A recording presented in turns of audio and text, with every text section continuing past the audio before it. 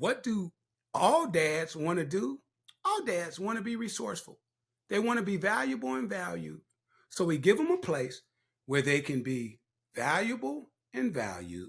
They can receive hope and they can receive guidance and information, as well as pull together and plan activities that we show up in person and do, not only just for one another, but to support our community and support our young people in the classrooms. Welcome to the Fathering Strong podcast, where we connect, engage, and empower fathers to be the best dads they can be for their families and communities. And now, your hosts are Bruce Stapleton and Pastor Eli Williams.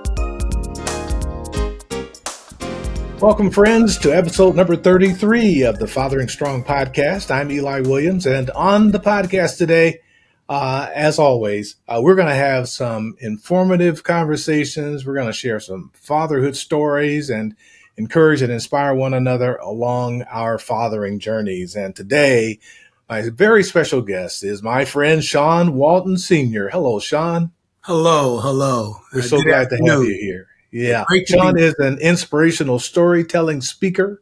He's a writer, a consultant. He is a community advocate.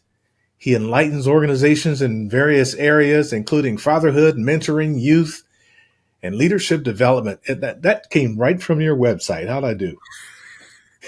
Bravo. All right. Bravo. I was going to ask now, who is that guy again? Absolutely. Thank you so much for taking time out to be with us, Sean. We really do appreciate it. Now, we like to start our conversations on a personal note. Everybody has a fatherhood story, good, bad, ugly, indifferent. What's yours? Let's start with you telling us about your relationship with your father. It's a great place to start because, modeling. My father was in our household till I was 18 years old. He made a commitment to stay. First, I guess my fathering story starts a lot with his fathering story, and without going too deep into that, I often say to folks, if you want to build some empathy and understanding for yourself, tell your children a little bit about your history. And if you want to have some empathy and understanding for your parents, ask them something about their history. My father lost both of his parents very early. He lost his mother by the time he was 5 and his father by the time he was, I believe, about 13 or so. And so, he didn't have he had great solid, kind of when it comes to values, right? But as far as ongoing guidance, he didn't have a ton of guidance. So he came to us bringing what he had. And my brothers and I learned to value that more and more as we got older and as we heard more about his just personal story and journey. So my relationship with my father was probably the closest of, as far as more tangibly close, because I was the youngest in my household, right? So I was the baby boy in my household. So as I am now, I don't meet strangers. So, of course, my family wasn't going to be a stranger. And I don't follow, I follow rules that I believe are somehow connected to moral and function, morality and function, but not so much boundaries. So I would sit right up against my father.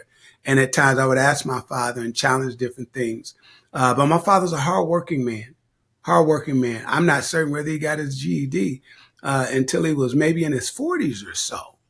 And but he was one of the most well-rounded, well-read men that I'd ever encountered. And I'm certain that that's where I got my love for history.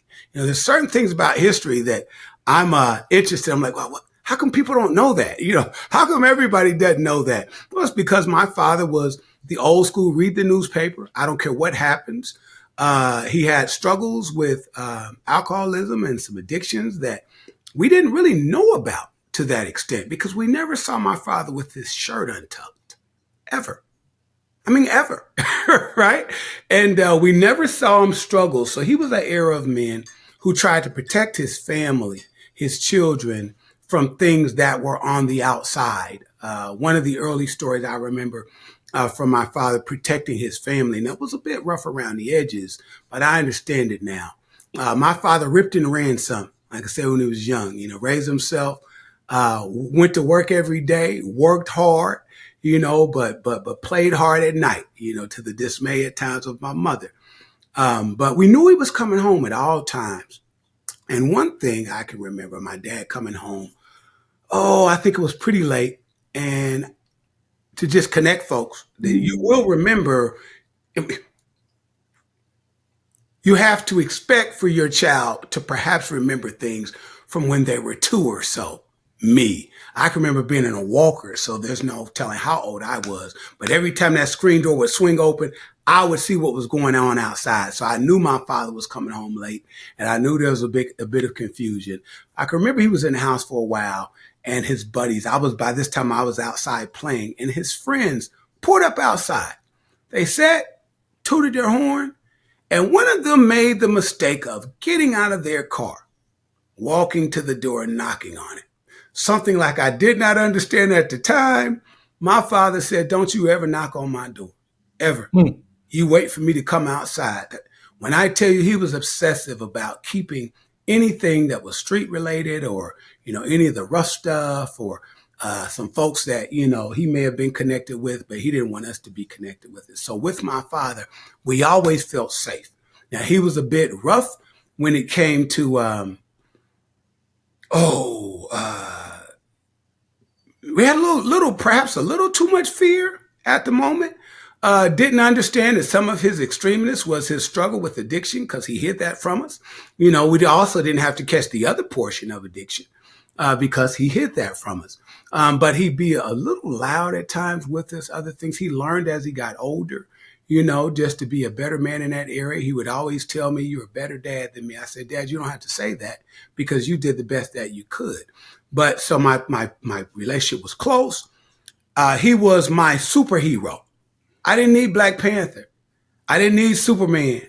I didn't need anybody because I had what I called back then Black Father, right? In the neighborhood, right? And who was kind of everybody's dad.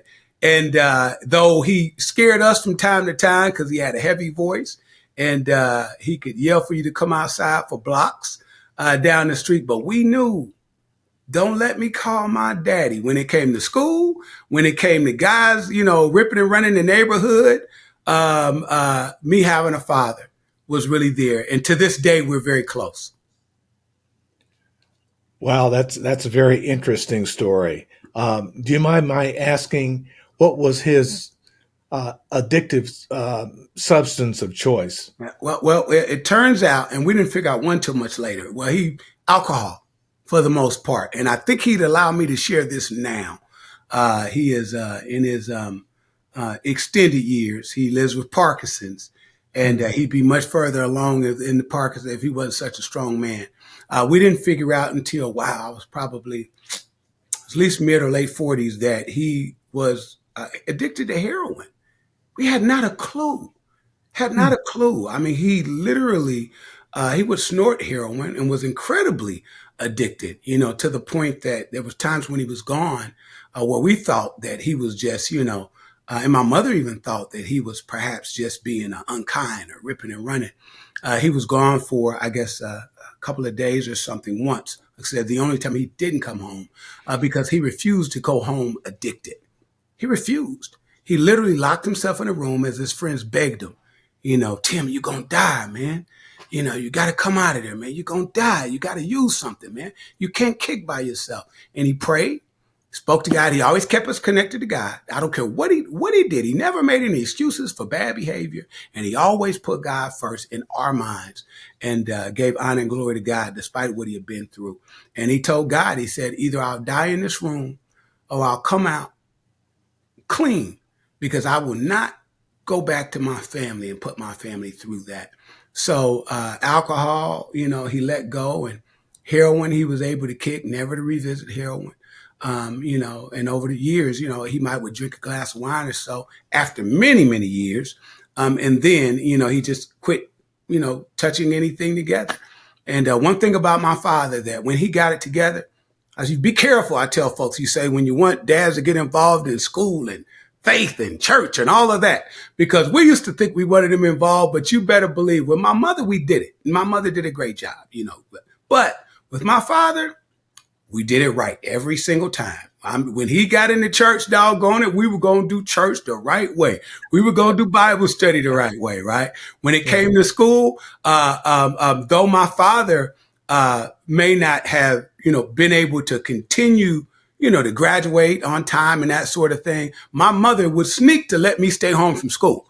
And that's why I tell folk that father's being involved. If you want to switch those stats, let father see the purpose of it. But that was his addiction, and that was his path away from both of them. Faith and some absolute just legendary determination. Strongest man, both physically and mentally and spiritually, that I've ever met my entire life to this day. Right. Well, much respect that despite his struggles, he was a good dad, the best dad he could be for his family. And that's honorable. Absolutely. Absolutely. So how about your fathering story? Tell us about that. Mine started early. Well, then to come to think of it, my dad started relatively early as well. My dad, mom, right? As I kind of think about that reflection, my oldest brother was born, I think, when my mother was 17 and my father was 19. And my son was born when I was 17 and his mother was 16. Didn't really know exactly I knew how babies were born. However, you just don't, the brain, that cognitively, you can't really come up with the concept of having a child. So I was an early father. The blessing is, I'm a believer. I tell folks all the time, even when I partner with non-faith-based organization, I tell them, but I'm a faith-based person. And so that's the perspective I come from. So I recognize the fact that I started out a real father, even at 17. Instinctively, God just poured that Holy Spirit into me. And, I couldn't make this stuff up. I mean, the things I did as a 17-year-old father, I went through Lamaze. So before a lot of the things became popular, I would speak to the mother of my children's belly. I would speak to her belly. I did my best as best I could as a young man to keep some of that stress off of her. And my son came into the world in a room with just me as mom and well, I take that back. They came in eventually, but they kind of left us by ourselves. It started out, I remember when she told me that she was pregnant. I think I caught the flu. That's been my stress response. Caught the flu was down for a few days. Eventually told my mother. She told her father. I wasn't around for that. They didn't have any boys. He was the only one. He was the first grandchild, and he was the only one. However, part of me being a father meant I had to deal with some very challenging, kind of difficult conversations. Since they didn't have any boys, they desperately wanted my son.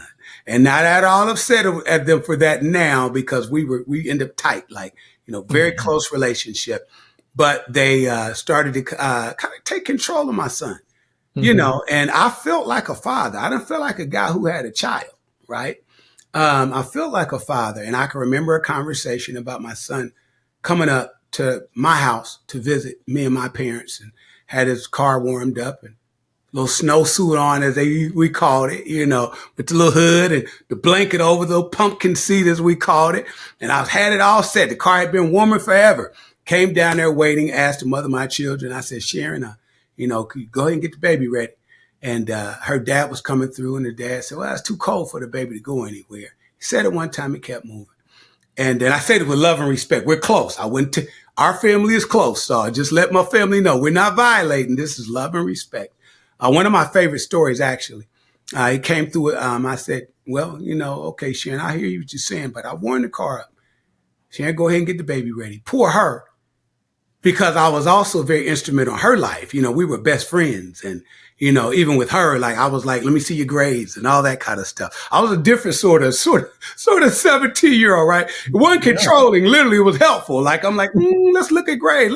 Let's talk about drug use, all this sort of thing. Even called myself marrying us in the Bible. I didn't know what I was doing, but called myself marrying us. And so she was torn, because I was a young man's man, in my in my relationship, And so her dad came back through a third time. I said, it's too cold and the baby ain't going nowhere. And he walked on down the hall. I proceeded to get up from the couch and say, Mr. Henderson, sir, I hear what you're saying. At that time, the smaller, youngest sister, Stephanie, she was 6 at the time. And I said, if I said to you, Stephanie ain't going nowhere for any reason, sir, you would think I had lost my mind. I said, sir, there are times that I'm going to listen to you. We're going to need help. I'm going to listen to advice. But sir, I've paid the cost. I said, when you put diapers in there, you stack them on top of diapers. When you put baby food in there, you stack it on top of baby food. So I paid the cost to be daddy and father.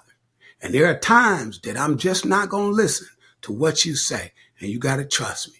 That Sharon, go and get the baby ready. Now, so we left out of there, and that got me banned from the house for a while by her mama. But we worked it out, right? I told him, well, I won't come to the house, but I'll sure come to that step and come get my son, right? And so Sean Jr. was the mini-me. I joke with folks, yes, we're very close. So people say you can't be friends with your children. I can be friends with my children so long as they let me still be a father. And so I just didn't believe in that. And we were very close. We learned about things. I taught him about things. We spent time together. We bonded through video games and learning lessons through the video game. What I did not know, I knew enough to lead him to and inspire him to learn about things. So that was my early journey. Lamaze, having to stand up for myself with my son. I can remember having to borrow my mother's car. I would push him down the street and in the buggy and push him back up the street because they lived blocks and blocks and blocks down the street. Down wasn't so bad. Back up was there. But I would ride my bicycle to work from in Dayton. We talking about miles upon miles. I can remember the route. I lived on Arlene Avenue. Up Arlene, took a right on Free Pike, go past the Donut Palace, up Salem Avenue, take a right on Wolf Road, near the Hair Arena. I would ride to Inglewood, just the tip of Inglewood, the tip of Clayton, rather. The tip of Clayton, where I would pour ceramic molds all day and ride my bike back. Why did I ride the bike instead of the bus? Because the bus didn't get me in there in time enough to pick my son up from daycare. So I would ride my bicycle to my house, borrow my mom's car, go to the daycare, pick my son up, and go back. That was my regular life between going to school for 2 weeks at Patterson Co-op and working for 2 weeks. But I was a dad. Even when I was kind of foolish in other ways, I was wise in being a father. Well, that's very inspirational. You have a lot that you can share with other teen fathers. I'm sure you do. And you do some work with teens, don't you? I do. Let's talk about that after we take this short time out. My guest today is Sean Walton Sr., and he is just an amazing fellow with lots and lots of wisdom to share.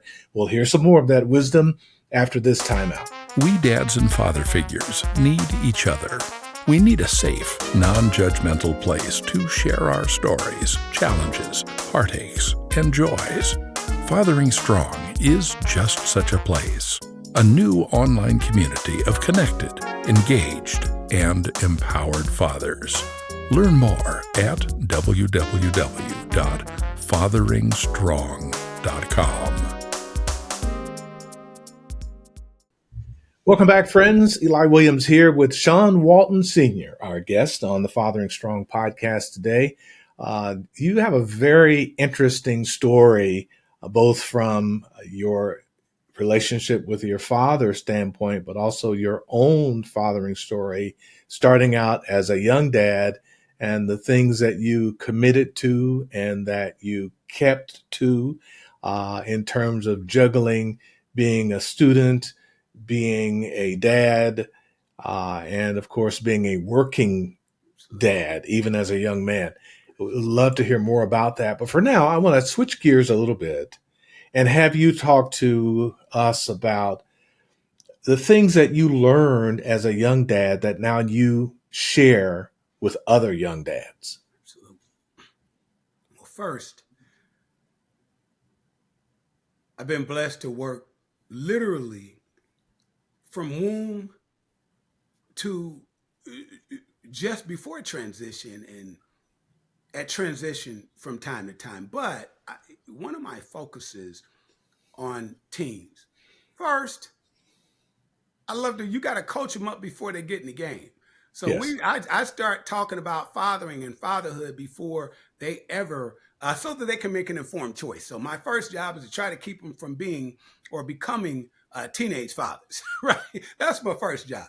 But Right. once that deed is done, teenage fathers and young fathers, I work with Miami Valley Child Development Centers and also community wide in something called Davocate.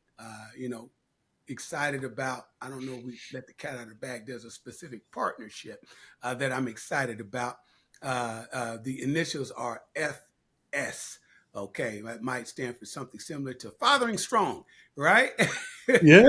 Yeah. Talk so, about so through initiatives like that, through initiatives like Miami Valley Child Development Center's Fatherhood Champions, right? Fatherhood Champions, we do three basic things. Yeah, we've got a short description, stepped away from that male engagement model where you got this long list of things, got a brief description, but it boils down to three things.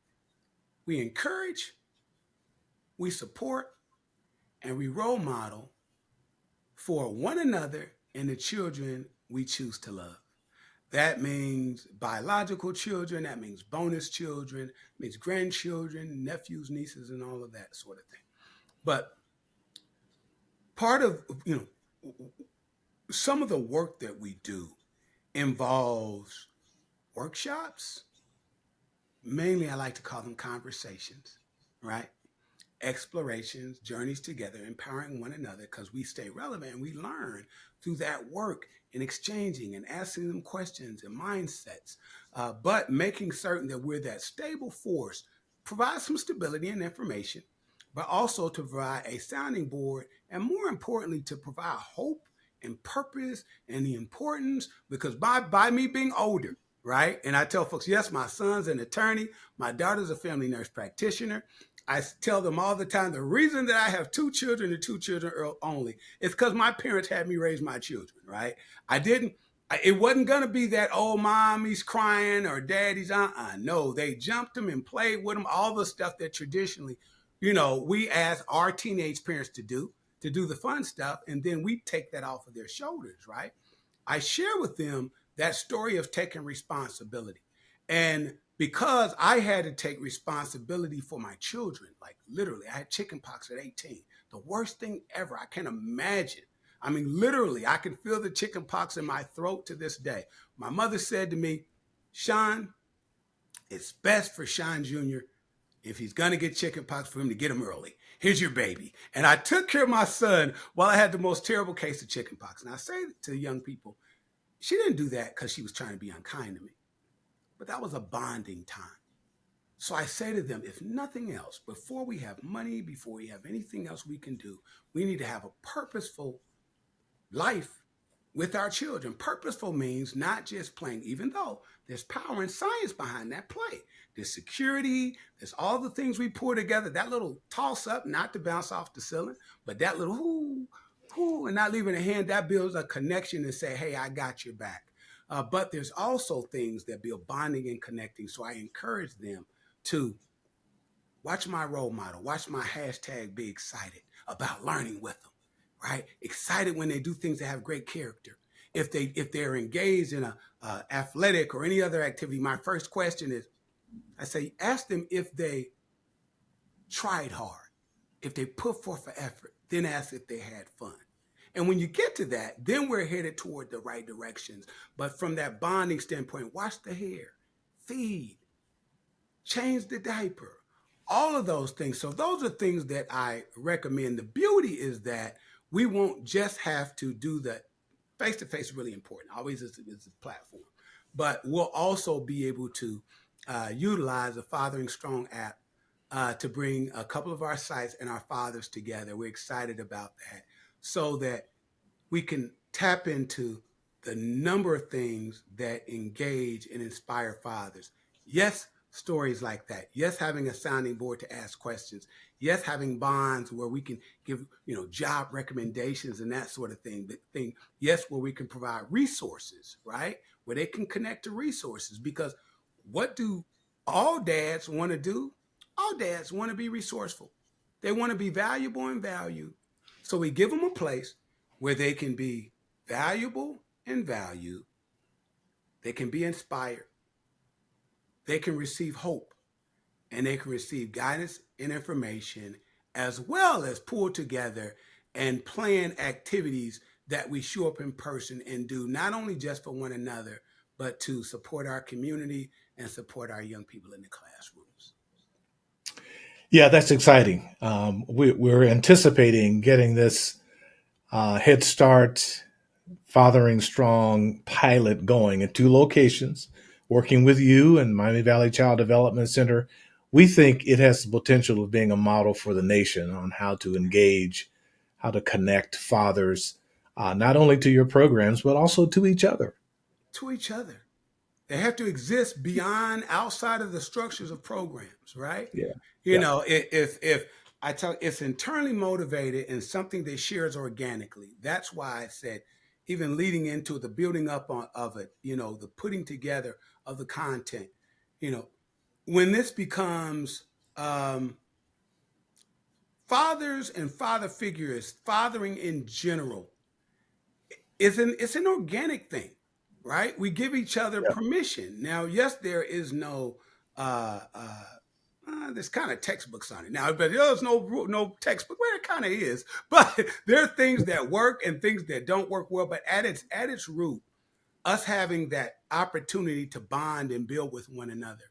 The oldest marketing in the book. Some of us remember when we grew up, right? They used to actually use the words, everybody's doing it. Everybody's trying it. So people live into what the expectation is, right?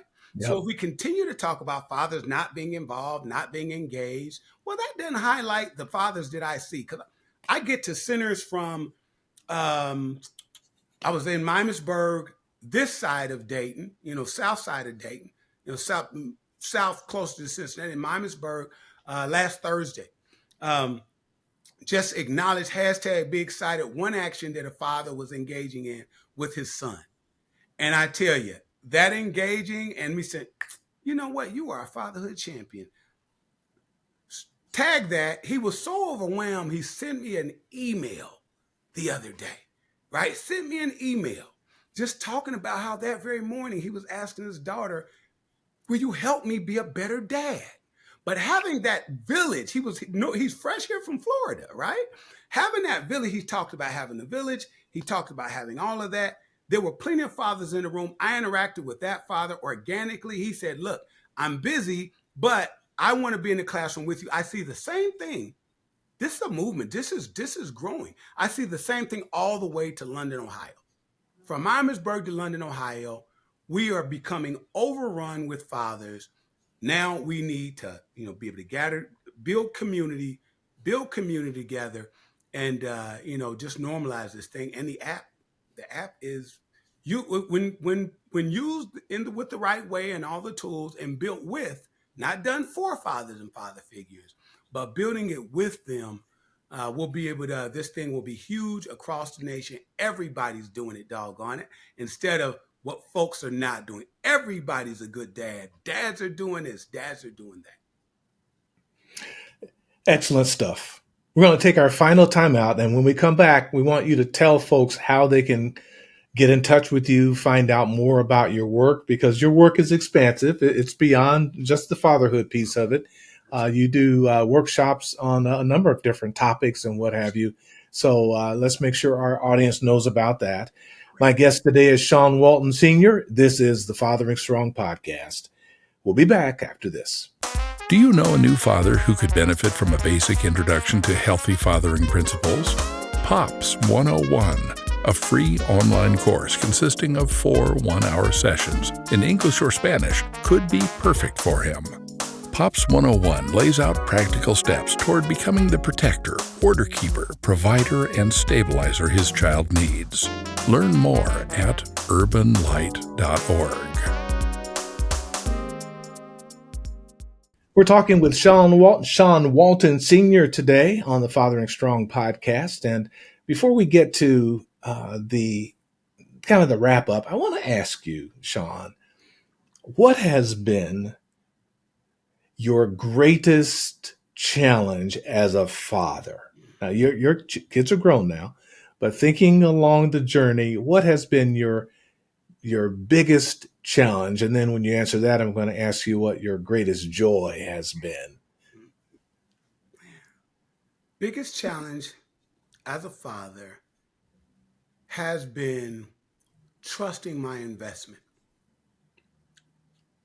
Coming up, I would tell my buddies, it's tough. I said, at the time, that's why I can give hope, because I said, being a good dad is perhaps, now, just coming from a perspective of out-of-home father, that's why it's important to keep our homes together. That's the first thing, right? If you can. But Right. Being an out-of-home father, I said, being a good dad is the most thankless position I could possibly imagine. When I tell you there were times that I said, doggone it, if we had a dog, I think the dog would have bit me, right? Everybody was a little upset at some of the decisions that I really had to insert. I didn't insert them heavy all the time, but there were certain things that I knew my children had to have. And I was going to tirelessly advocate for that and enforce that to the best of my ability.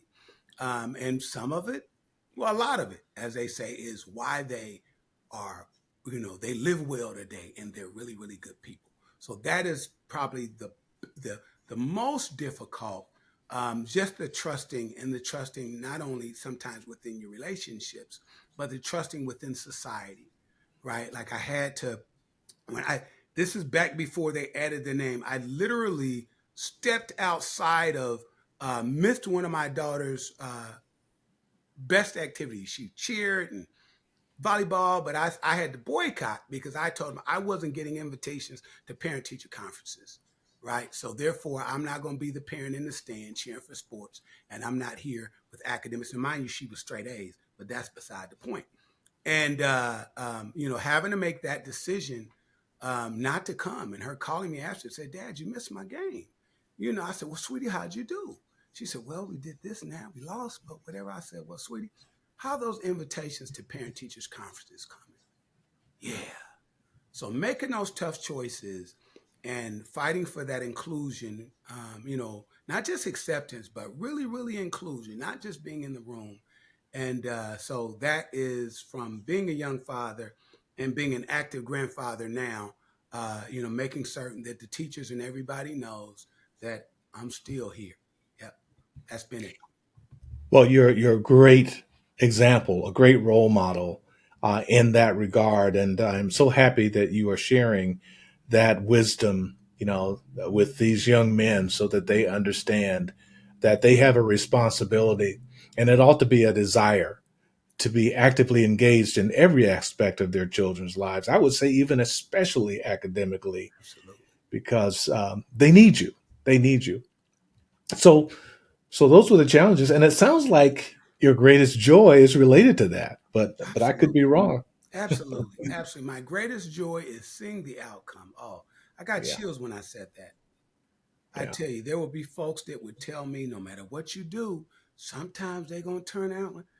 I said, ma'am or sir, I hear you, but I'm not trying to hear that. Okay, I have to go hard. I have to put in. Folks said, what if they don't get scholarships? I said, unfortunately, I don't have a plan B. I'm a young dad and may not have the money. They were able to scholarship. They're good people. When a plan comes together, right? When you follow the guidance that's available to you, for mine was faith and instinct. We didn't have a whole lot of information when I was coming up on fathering and fatherhood, right? Mhm. But me following that, me hanging in there, me never leaving, the times that it would have, I understand the run. Sometimes it was so painful and I feel so disrespected. I just wanted to, the heck with it. so glad that I didn't, because my greatest joy is um, standing firm on what loving discipline means. Loving, optimal word, loving discipline, right? The more love I pour in, the more discipline my children can take without feeling bruised. And so now what we have today is I don't have to force anything down my adult children's throat. They call and ask their dad. They'll tell me so, but I never say I told you so, right? They'll say, Dad, you were right. Good. But Good. looking at their lives now, knowing that, all that pain was so that they could have um, lives that were at the very least tolerable, even in situations like my daughter's going through a divorce. The connection I have with her now and the way she's handling that. She's never lost her faith in God. It's increased. She never lost her womanliness. She's not bitter. So even when things don't go perfectly, the evidence that she's got a daddy and a father shows through. Well, congratulations. That's a lot to be proud of. So congratulations, and thanks for giving back the way that you do. Speaking of which, how would someone learn more about you and your work, and how would they get in touch with you? Okay, great. I'm going to give bookends so folks will, depending on how folks' brains process, folks can reach out to me directly by cell phone or my so-called office phone. That thing still, I'll get those as well, but 937-313-8044. Now, I know that sounds wild, but I do this work for real. So my fathers and father figures have that number. I've kept that number for the last 20 plus years for the very reason so folks can reach out to me directly. They can email me at Sean Sr, that's SEANSR, at SeanSenior.com. That's SEANSR at SEANSR.com. 6 letters at 6letters.com. You can't beat it. Some of the things they can reach out to me for: I'm an inspirational speaker. Folks say motivation. I say motivation is fine. That'll get you going. But inspiration is that spark, that energy that keeps you going. I'm an inspirational speaker. I MC events. I've got a little humor in my pocket as well. So I'm gifted at helping connect people and points, good folks and great ideas. I moderate panels. I organize panels. And it's great to work with first fathers and father figures. I deal across the range, literally from early childhood education to adults, high schools, mentors. I used to feel awkward, how they say you're a jack of all trades but master of none. But I turned out the good Lord let me know I'm an expert generalist. I am a Swiss Army knife of communication, but I only support and partner with efforts that I believe in. And it's not that I can sell everything, but I can truly sell what I believe in, can motivate folks to do the work, can help inspire folks to fund the work. So that is one of my giftings. But inspirational addresses, panel moderation, panel appearances, MC events. If you want a little humor, if you want to laugh and cry a little bit all at the same time, I'm that person. By the grace of God, I'm that person. 937-313-8044. Sean Sr at SeanSenior.com. God, I said I was going to put it in a sandwich, right? Thank you, Sean. Got to sandwich that. Appreciate it. Thank you for being our guest on the Fathering Strong podcast today. We really do appreciate it. And that wraps up today's installment. FatheringStrong.com offers many resources, including our weekly Fathering Strong blog posts. We do also a podcast. We've got devotionals, videos, fatherhood courses, and so much more. Check it all out at FatheringStrong.com.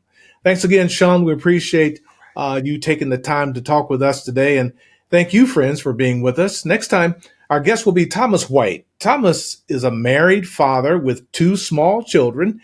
We're going to talk about the upcoming holidays and all of that, how to make the most of the holidays and your time with the children, among other things. Join us then for Thomas White on the Fathering Strong podcast. That's all for today, friends. May the Lord bless you as you give your child what no one else on earth can. That is your fully developed father love. And that's Fathering Strong. Bye now. Fathering Strong is powered by Urban Light Ministries, a not-for-profit organization serving the needs of families and children for nearly 30 years. Your support helps us continue turning the hearts of fathers to their children while meeting some of the immediate critical needs of struggling families with small children. Contributions of all sizes are welcomed at www.urbanlight.org. The Fathering Strong podcast is a production of Urban Light Ministries, with technical assistance from the Momentum Group, and Harold Rayford provides the theme music. So thank you for listening.